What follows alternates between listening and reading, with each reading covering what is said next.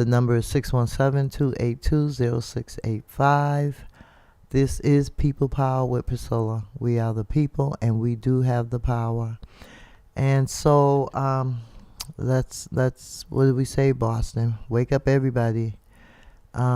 Yesterday I happened to be at a city council hearing, and I'm telling you, just not enough of us showing up down there. Really, we got to do something about that. I noticed at the city, when you go down to the city hall, to the city council meetings, that there are that they do a lot of things in the beginning, like they give out awards to different people. They recognize different people in the community. And so yesterday I was there, and City Councilor Tanya Anderson recognized two young ladies. I believe they were from BLA. I don't want to get the wrong school. It was either BLA or the other Boston Latin School. However, she gave two young ladies awards, citations for walking out. They started a protest to walk out, and walked out of school around what was going on in Palestine. And there's so much going on in our community and in our world today. And it's like, they tell us in the last days there will be wars and rumors of wars, and we clearly are seeing wars being done. I think it's a shame and a disgrace for anybody to think that it's okay to bomb children, hospitals, schools. I mean, what is that all about? Why are you dealing with sick people and young people? Why is all this killing going on? Do these presidents or whatever they are of these countries, do they think that that's all right? Do they think that they're doing the right thing? And if they do, why do they think they're doing the right thing? By bombing babies in hospitals. I don't watch a lot of TV, but I do listen to the news.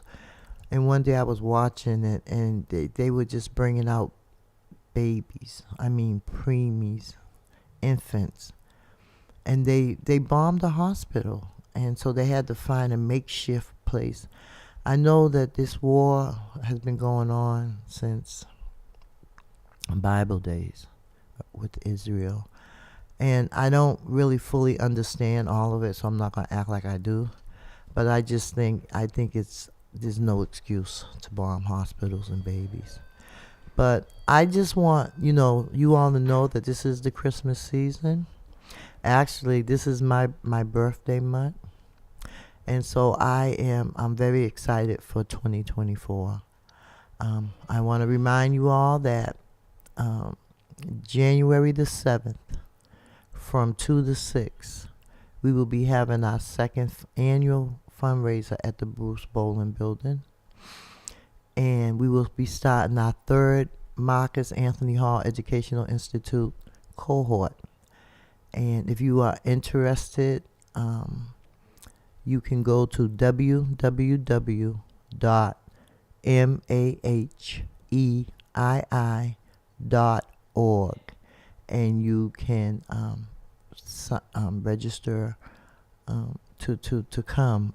You'll find out more information about the Marcus Anthony Hall Educational Institute. Marcus Anthony Hall actually was a young man that worked with the Black Economic Justice Institute, and he was fatally shot on June 14th, 2016, taking his 4-year-old son Yoda to the barbershop.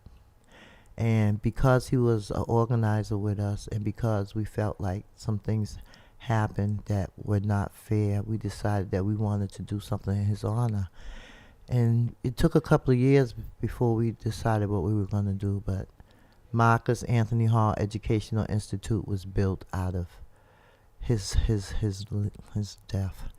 So, but it's strange because I found out that the gentleman that was um, persecuted and found guilty of his murder, it has been overturned.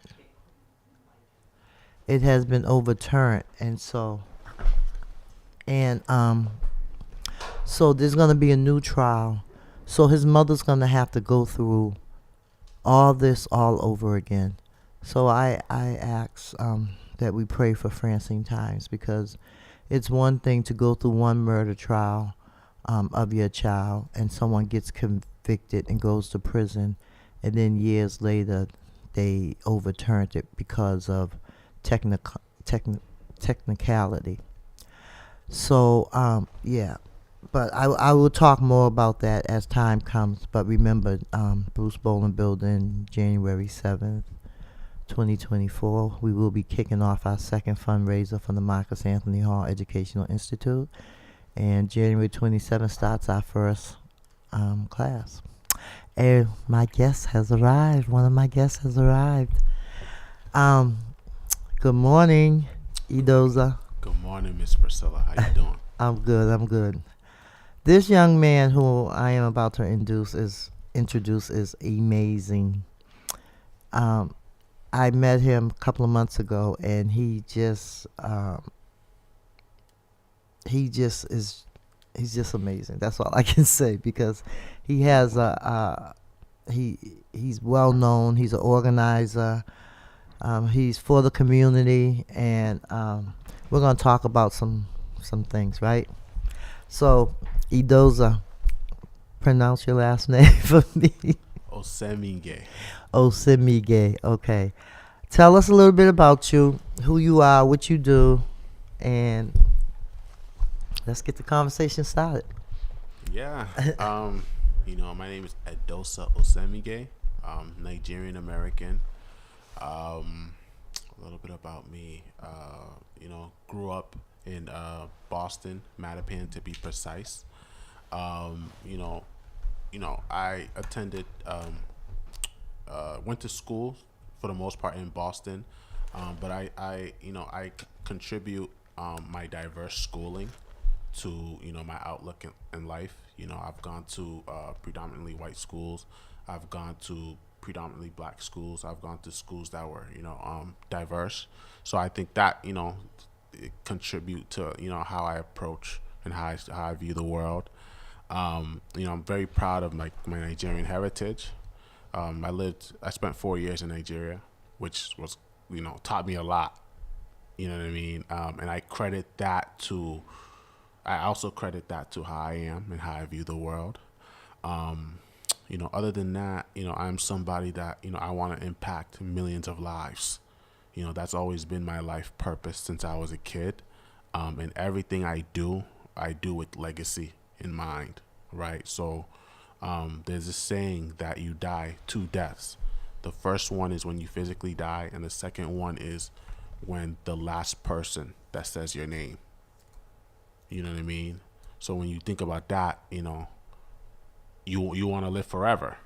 So I'll stop there. Okay, so tell us, what do you do? I know you do some things in the community with youth and in the schools and things like that. So tell us some of the things that you do in some of the schools that you go to. You're Yes. like a mentor, right? You do mentorship, right? Yeah. So I'm a mentor. So I'm part of a couple programs. I'm part of Minds Matter Boston, which is a program that aims to kind of assist I guess low income disadvantaged youth through the college process. So I could have explained it better, but that's kind of the gist of it.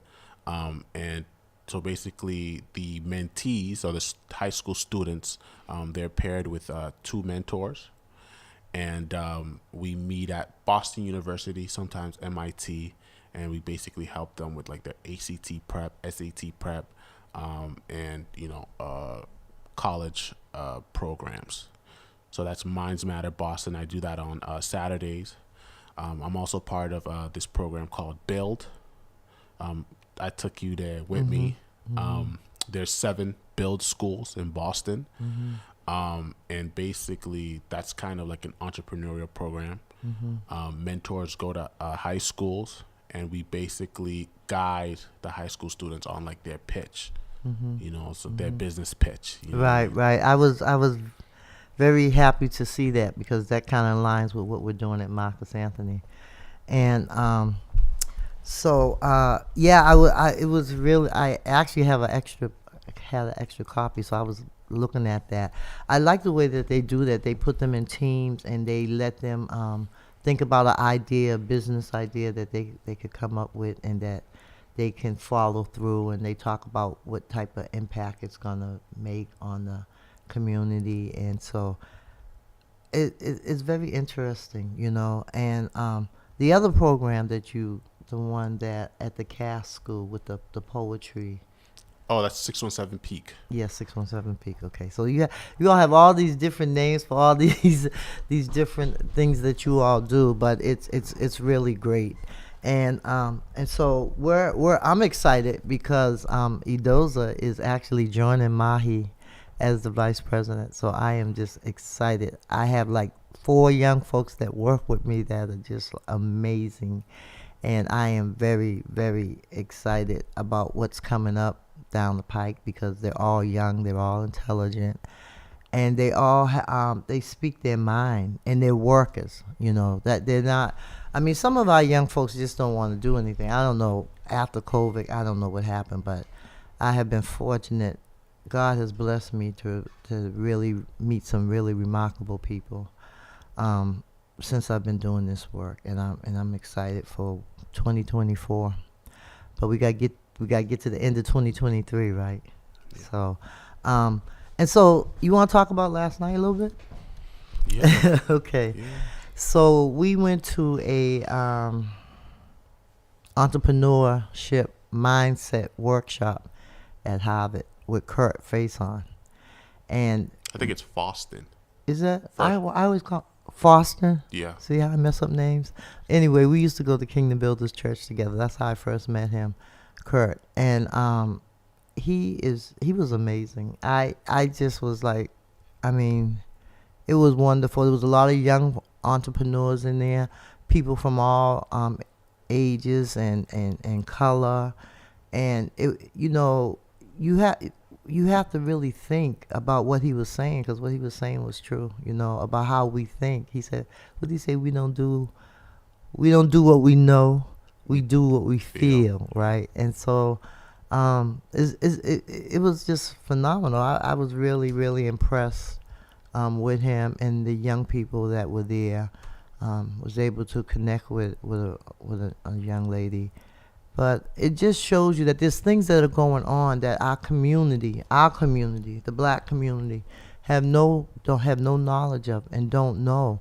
And that's why we need young folks like you to work with us, because you can relate to the young people better than some of us. I think I relate pretty good, but sometimes. But I just like, so tell us. So you worked you worked a little bit like in politics, right? And so, but you don't like politics. No. Not really. not really. How do I say this? I think, based on my experiences, I think I would prefer to just be on the outside. Looking in. Yes. Or because with politics you gotta have an inside-outside game, and it can be dark. It's dirty, It really is. You don't find a lot of people that are really, really sincere in what they say they're gonna do, and that's what hurts. But we as people, especially black people, we have to learn that our vote is our power. The only time our vote don't count is when we don't cast it. And so yesterday at the hearing, it was just like, I don't know. It's just something about that city council that's down there now. And I don't know if it's going to get any better or worse after January, but I it's different. It's different from when it was before. You know, we have a lot of young folks down there, people buying for, position and things like that. But I just feel like we as community, we need to be, if we can listen in on them hearings, if we can come down, actually, hopefully, in January I'll be announcing my senior soldiers program kicking off, but I gotta wait a few minutes, a while to see if what I'm trying to do is gonna work. But I'm telling you, Black Boston, White Boston, Chinese, Spanish, we're kind of like we're in the same boat. We're fighting the system. It's not personal. It's just we have to be able to speak up for ourselves. We have to be able to go down to I was so happy when I heard that they had a hearing the other night up until 11 o'clock, but they had their kids. There was a room in there for something. There was someone watching their kids, because I think that's one of the things that stops parents from coming out to different hearings and things, because they have kids that they have to feed and make sure they do their homework and things like that. So it's really good to see that. And I hope that they continue to do that, because it's our voices. We are the people, and we do have the power. And so that's why and that's one of the reasons why I support Julia Mejia, because Julia shows up. She really does. And she's a fierce advocate, and she claims her Afro-Latina roots, Some people don't like her, but that's all fine and good. She's doing the work that she was sent down there to do. And that's what we want. We want people to go down to City Hall and advocate for us, because that's what we elect them to do. And so January's coming up. We'll get a new city council president. We'll get new city councilors on. I think we'll get a new city council, District 5, which I'm now in that district again. And we get a new district, just 6. Kendra Lara lost her seat. Yeah. I always call him Felix. Ricardo Aurora lost his seat. And so there's going to be 2 new people taking those seats. And from what we understand, they were supported, endorsed by the mayor, as well as Henry Santana, which I'm happy to see. I'm happy to see a young black man as a city councilor at large, But I hope that he's going to go down there and do the work for the people, because I always say the mayor, she has a lot of influence, but she only has 1 vote too, So, but I feel like change is coming, of course. So now this is the end of 2023, 2024. So now we got the state races again. We got the state legislators coming up, the state senators. It don't seem like it's been 2 years, Time is moving. Time don't wait for nobody. And the older we get, the faster it goes. So, it must be speeding for me. So, can I ask you a question? Mm-hmm. What do you look for in an elected official? So I look for someone that is going to come to the community, bring resources to the community, be honest with the community, and make sure that they have the support of the community. Make sure that they, I notice a lot of now that, the elected officials are sending out newsletters and keeping us informed and things like that. But I need someone that's going to go down there and advocate for me, because that's what we sent you down there to do. We need to have resources in our community. From what I understand, so Tanya Anderson is the head of Ways and Means Committee, right? Mm. That's where all the money comes through. And she actually did a real good workshop in June around the budget. Mm. And that was the first time I think that I had ever seen a city councilor break that budget down so that you could literally understand it, as a layperson. I ran the payroll for the city of Boston for close to 20 years. And I never even really seen the breakdown of the budget. I made sure everybody got paid. I knew my job and stuff, but to actually see that budget. So I'm looking for someone that really cares about the community and not just trying to build power to get, to a bigger and a better position, And so, does that answer your question? Yeah. So what do you look in in an elected official? Similar things as you. Somebody who is, you see them in the community. Somebody who is a doer. I'm currently reading Barack Obama's autobiography. It's a really really really good book. It's long, and he talks about how, he had all these, he was gonna do this, he was gonna do this when he entered politics, and then he realizes that there's a lot of obstacles, right? A lot of politicians go there, and they start aligning very closely with their party, right? So if their party's like, we don't do this, they're not doing that, and I just think that's almost that's like a mafia type thing, and I don't think there's any place in that, and so I when I'm looking at elected officials, I'm looking at somebody who is an independent thinker. I'm very big on that. Too many people if too many people don't form their own thoughts, right? If this person's thinking this way, they want to think that way. So to me, it's somebody, an elected official I'm looking at is somebody who is in the community, who does what they say they're going to do, and can think for themselves and show up more than when it's election time. So that's why we started the Block, the Black Local Organizing Committee, because there was a Black political task force years ago, like in the 70s and the 80s. Chuck Turner was part of it. I believe Mel King, Makia Baker Gomez, God rest her soul. A lot of, and that's how, because I feel like if we can't vet the person that's going to run and support us, then what are we going to do? We as Black people, we want to complain about a lot of different things, but my question is, what are you doing, to help? Are you a registered voter? Do you vote? And I know people don't like to because they don't like the candidates. Well, if you don't like the candidates, run. Isn't that what Obama said, right? I tried it. It didn't work, but hey, I did it, and I see it's hard. You have to align yourself with people, and you have to have the same. You all have to have the same mindset. That's why I'm talking about running a slate. We should run a slate. 13 city councilors. We should run. From the various, for the 9 district and the 4 at large.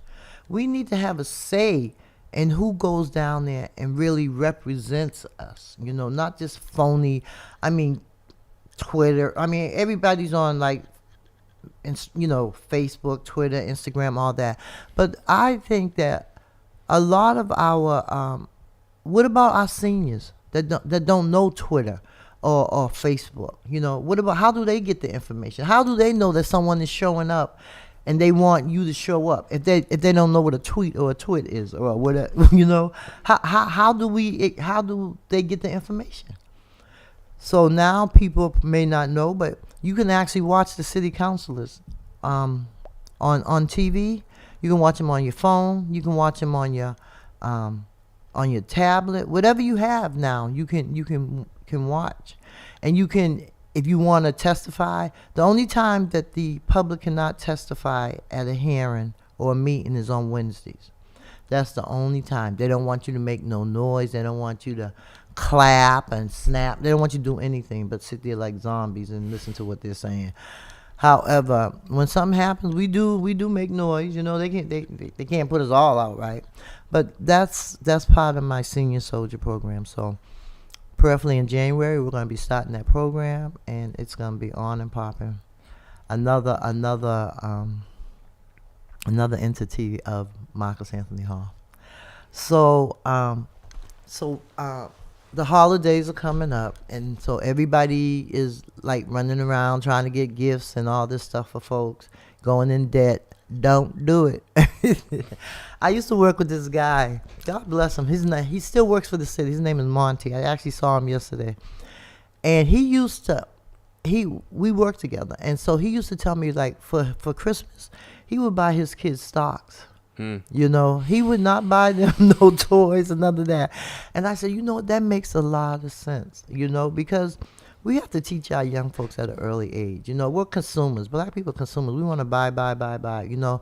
But how about we invest? How about we buy to resell, you know? It's, you know, there's a lot of things that we can do. And I'm just happy and blessed to be in the mix of things and know what's going on and can talk to people and know how to advocate for myself and for my people.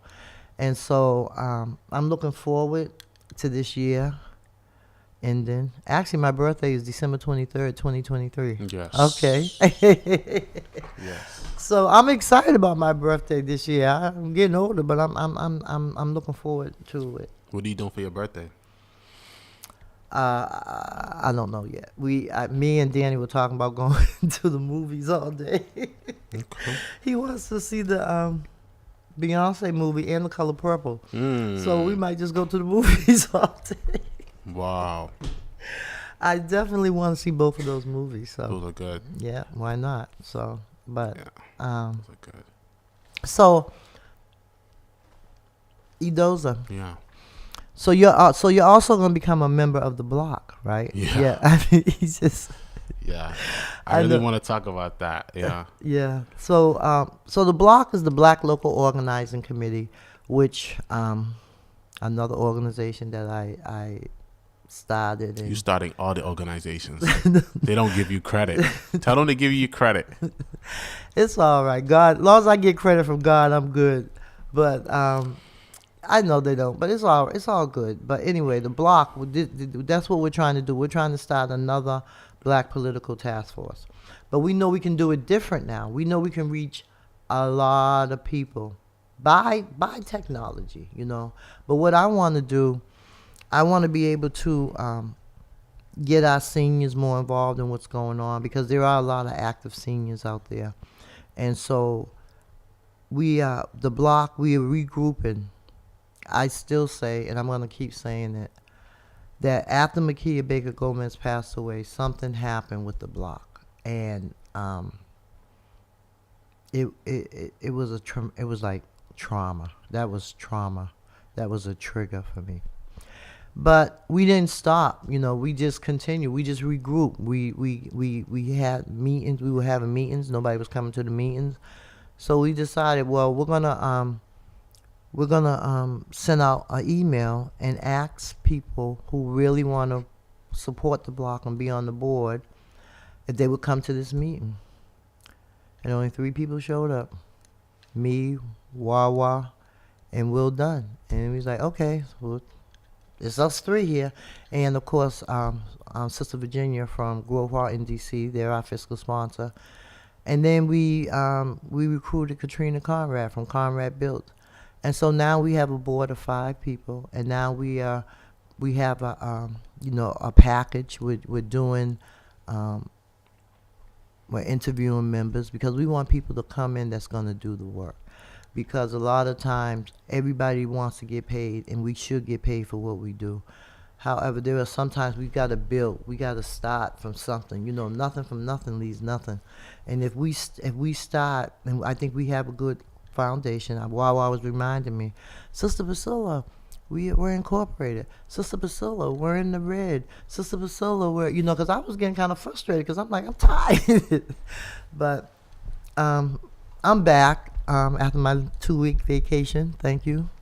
Yes. And I'm fired up and I'm ready to go. Revived, renewed, and ready. So I'm excited. So what would you like I know you're a part of a couple of different organizations. So coming into the block, you know, what would you like to see the block be able to do based on what we want to do? Yeah, I would like to see the block, you know, be able to, you know, have like an ongoing recruitment process. You know, there are a lot of people that, you know, want to be organized, that want to hold elected officials accountable, you know, and I think the block is a great organization for that. You know, I was telling you that, you know, diaspora mass, you know, it's almost at 100,000 followers, right? We could use that as a pipeline to get more members for the block. And yeah, you know, I don't see. I think I like how like the block is almost, you know, it's the only kind of like a militant organization. Would you say that? No. I wouldn't say militant. I mean, yeah, maybe because we all are militant. That the board is kind of like, You're yeah, close to it, but yeah, we need an organization like the block. I don't think there is, you know, I don't know too much. I don't think there's any organization like the block that that wants to do what the block is doing, you know. And I think after COVID, you know, a lot of things fizzled. You know, people aren't really trying to, I guess, come together and organize like it was before. I know, you know, I have to shout out Toya Washington. I think it's Holden or Hodon. I'm sorry for pronouncing your name wrong. But I think it was during COVID, they started Black Boston 2020, you know, and they were doing protests around the city. And that got people to really, you know, wake up, you know, and I think we need something like that again. And I right, think right, the block is the catalyst for that. right. I mean, they, you know, some people don't like to protest. Some people don't like to march. Some people, you know, but there's different ways. If everybody does a little, nobody has to do a lot, you know, and so that's what we have to do. And that's why I want to start with the young folks. You know, these young folks that are out here starting at age 14 to 24. That's who we work with now. Because I realize that standing out there every morning, freezing, protesting, all, you know, and the people that you're out there protesting for don't even show up to help you, you know. So I was like, nah, I'm gonna deal with the youth. And so, you know, I've been able to get some really good, I have some good advisors, and I have, and we have some good speakers that come in and speak to our class. And so it's about educating them. It's about letting them see different things. You know, some young folks never get a chance to go outside of Roxbury. They never get a chance to like go to a camp for the summer. They never get a chance to go to a ball game or things like that, you know. So I'm trying to enlighten them and open that door, and also let them know that they are leaders and they can be they can be leaders, you know. I remember when that 18-year-old a young man from Brockton ran and became a city councilor at 18 years old. I'm like, okay, all right. As long as you're 18, you can register to vote, you can vote, and you can run for office. I remember there was a young lady, I forgot her name.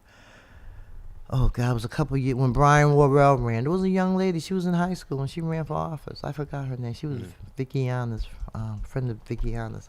They didn't know what they were doing, that, you know, but they tried, and I give them credit for trying, you know. But it was just, you know, with running for office, you need money and you need volunteers. But if you don't have money and the people are for you, you still can win. Because Julia didn't have, this last time that Julia ran, Julia did not have nowhere near as much money as some of the other candidates had. You know, they had large and she still came in, you know, and she was concerned. I'm like, Julia, you do the work. There's no way that you're not going to get back in, you know. So let me ask you a question, because you talk about I know you give high praise to Julia Mejia. What do you think separates her from the other city councilors? I think that because she has been through what she has been through, she came here at 5 years old from the Dominican. She had to learn how to translate for her mother.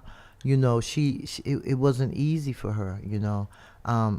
she she has that fight in her, you know, and that's what I like about her, you know, because I remember we ran together in 2019, and I told her, I said, Julia, if I don't make it to the top 8, I'm gonna endorse you. I said, because if I'm in a fight, I want you to be in that fight with me, because I see you how you roll. You know, I watched her during the whole campaign. You know, and it wasn't like we were, but it was kind of weird because it was like when you're running for an at-large seat, all those seats are really open. The seats really don't belong to anybody. You know, so you're out there and you're running, and we knew that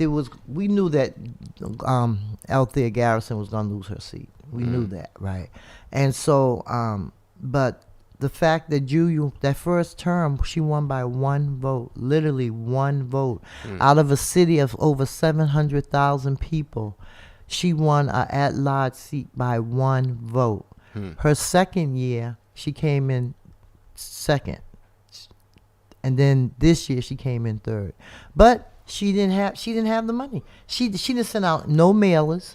I kept getting mailers from this one and that one. She didn't have any mailers. She didn't have a whole lot of money, but she had people that had heart and trusted her and believed in her and pushed her to where to get back in that seat. And that's why I say the only time your vote don't count is when you don't cast it. You know, because it was like if she had lost that seat, I would have been like, all right, it's you know. It's time to move.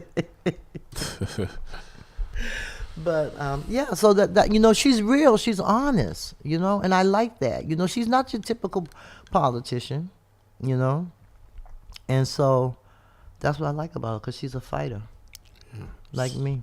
Yeah, yeah. We know. I read your book. If y'all haven't read Miss Priscilla's book, y'all gotta read that, man. Very interesting book. I really enjoyed that book. You know, Miss Priscilla has you know, faced a lot of obstacles, you know, and the fact that, you know, she is where she is today is really a testament to how, you know, your circumstances don't have to define you. So yeah. Thank you for that shout out. Of course.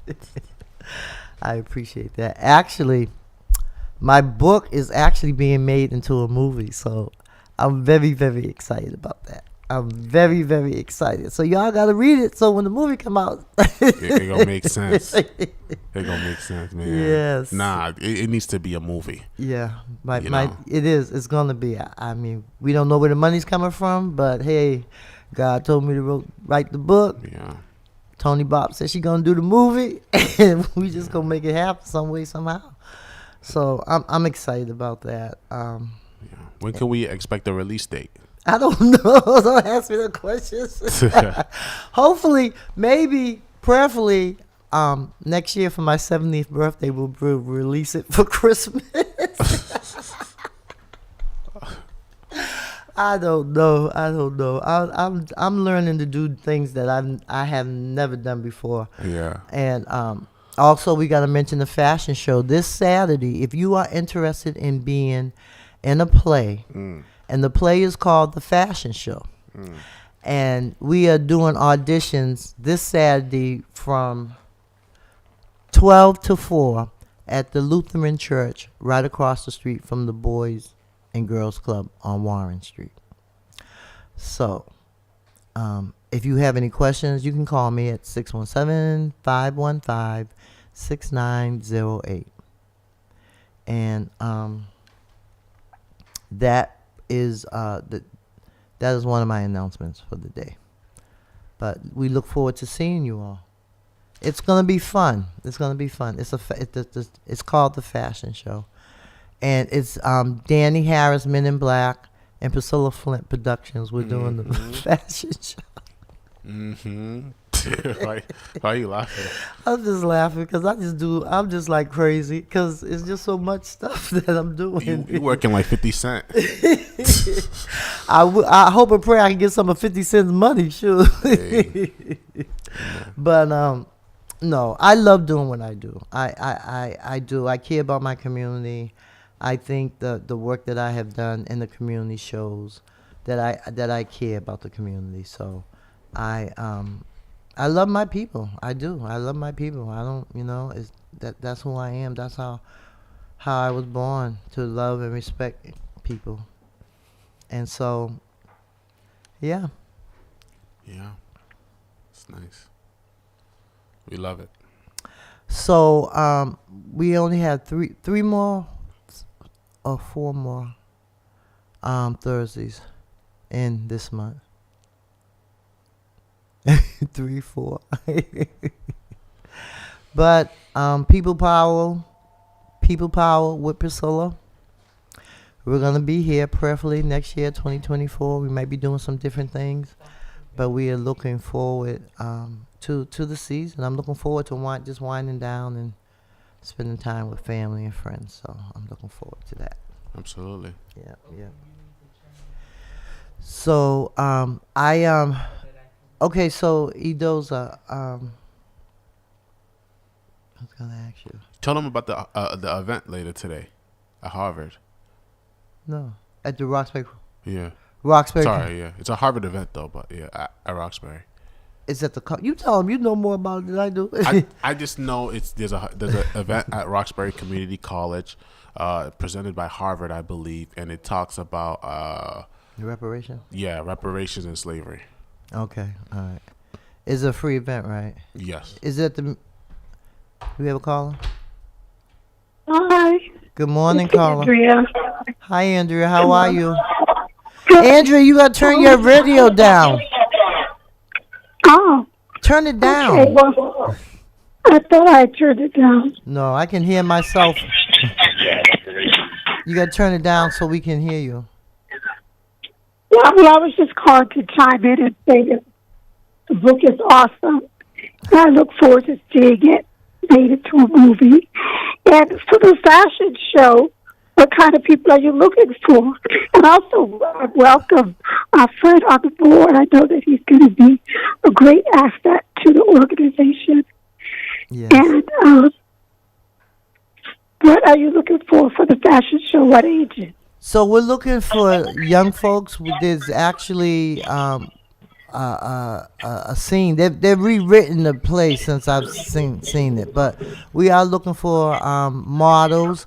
We're looking for young models, old models, and we're looking for people who are interested in maybe making their debut or something. But it's gonna be real, and we're looking for young folks as well. That young people who make clothes or design things or have their own little business and stuff. We're looking for those type of people. And I know that there is are you gonna come audition, Andrea? I'm supposed to be doing out with my bow, so I don't know. Oh, okay. But anyway. But if you know of anybody that's interested, I mean, to be in the fashion show, all you gotta really know how to do is walk and talk. But I actually had the opportunity to go to a fashion show the other night with Danny. It's the first time I have ever in my life been to a fashion show like the ones that you see on TV, with the top models. And I mean, these designers, their clothes were off the chain. I mean, their stuff was stuff that you could wear. A lot of times we go to fashion shows and it's like, I ain't gonna wear that. I'm not gonna wear that. But this dude was nice. It was awesome. It really was awesome. But yeah, I look forward. But if you know of anybody, yeah, let them know. Auditions this Saturday, 12 to 4 at the Lutheran Church on Warren Street in Roxbury, right across from the Boys and Girls Club. Okay. Well, again, and I know that's going to be a great year coming up. Yes. At Mahi. Yes. With all the, it's just exciting. So yes. take care. All right. Thanks for calling, Andrea. Thank you, Andrea. Appreciate it. Yeah. So, yeah. That's it? God is good. Do you have like an ending thing that you do? We got 10 more minutes. Oh, I thought there was like 3 more minutes. 6.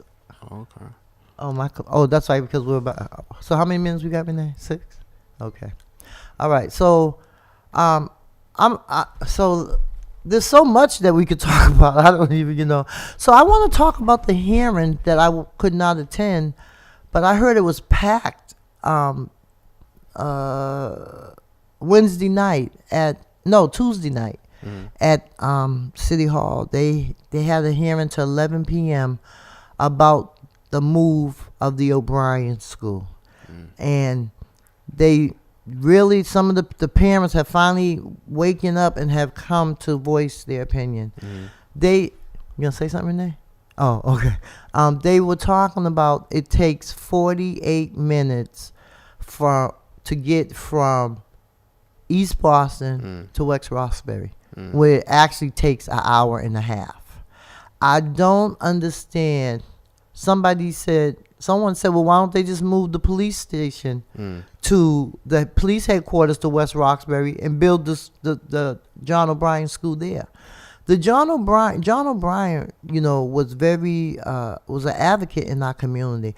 Why do they want to move our school, that school, out into West Roxbury? And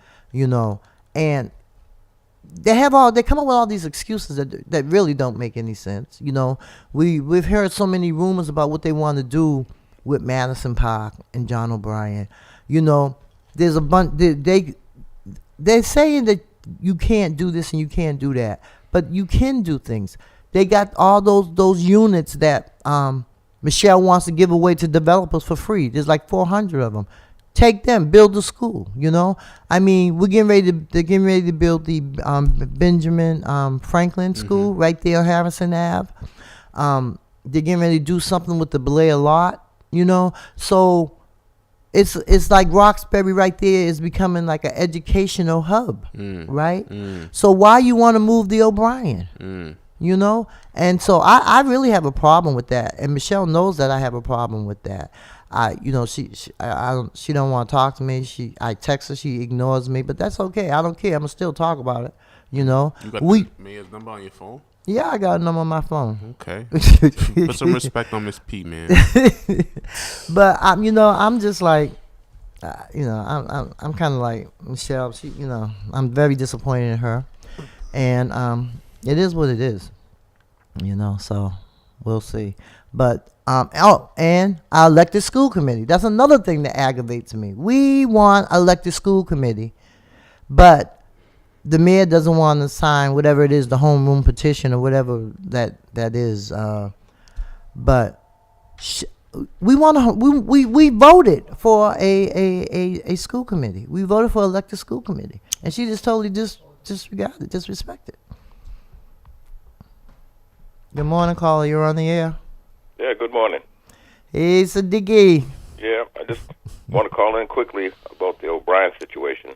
Go ahead, Siddiqui. I know that's one of your pet peeves. Yes, ma'am. And so just want to let your audience know that they should be on the lookout, because we're talking about going down to City Hall on the 14th, 5th floor at 10:30 a.m. And we're not requesting a meeting with the mayor, because we know she'll say she'll just ghost us. We're telling her, as Deion Sanders of Colorado football says, we coming. And so we're talking about meeting with her at 11 o'clock, and we'll see where that goes. But it's open to the public, 5th floor, on the 14th. Well, thank you. All right. Is there a flyer for that? The flyer will be out this evening. Make sure I get a copy of it, Siddiqui. Oh, you know that. Please, so I'll be able to post it. Yeah. I think it's important. Word of mouth is good, but I think if we want the youth to be involved, we also have to spread the word in platforms that the youth are using.